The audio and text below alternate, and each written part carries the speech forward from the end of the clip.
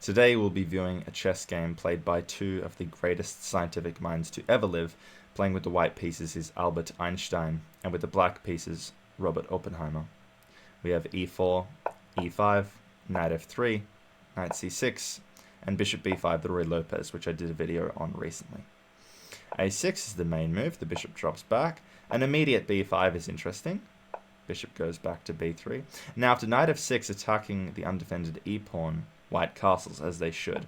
Because taking the pawn, which is what Oppenheimer did, results in lots of pressure mounting along the e-file, especially towards that king. Oppenheimer played d5 to defend the knight, and here Einstein made his only mistake with a4. It's a common idea in the Ruy Lopez to try and win the b-pawn, as the a-pawn is pinned to the rook. However, this underestimates a big attack that black could have played, which starts with bishop to c5. Now, this isn't what was played, but had it been played, I would imagine Einstein would have no better defense than rook e1, and now knight takes f2 is devastating.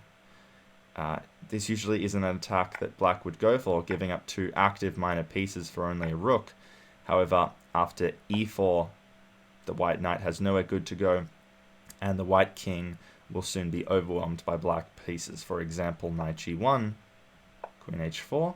You can't play g3 because of queen takes h2. So king f1, another check comes in, and before you know it, black is overwhelming white. Okay, but luckily for Einstein, after a4, Oppenheimer played b4.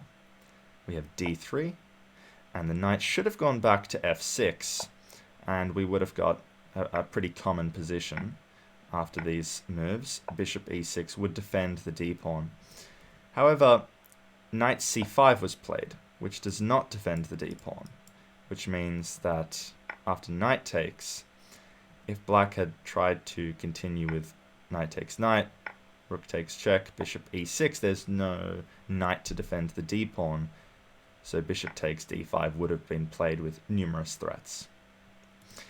Instead, Oppenheimer played knight e7 to stop the pressure along the e-file. But after queen f3 threatening mate, Oppenheimer made a fatal blunder. f6. In the words of Benjamin Feingold, never play f6. This opens up a deadly diagonal to the king, which was exploited in this game. What black should have done is just simply played bishop e6. After f6, queen h5, g6, it looks like black is safe until knight takes g6. Everything is pinned. The pawn, the knight, the rook is under attack. In the game, Oppenheimer took the knight and lost the rook. Had he tried to save the rook, he actually would have gotten mated. After knight takes e7, check. King d7, queen takes pawn, king e8, knight takes g8, check. Bishop e6, rook takes e6, a nice rook sacrifice here. Knight takes, queen takes check, bishop e7, knight takes f6 check, again exploiting these pinned pieces, king f8, and bishop h6, that is mate. There's also mate here on f7. So instead, Oppenheimer took, lost the rook, and now we have knight takes b3. Okay, c takes b3, queen to d6 tries to give the king some escape.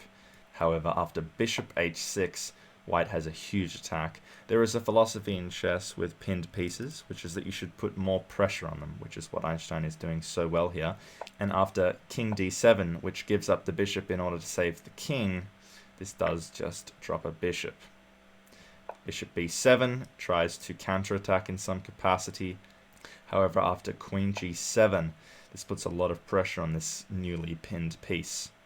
Rook e8 seems to be the only way to defend it. And now, knight d2.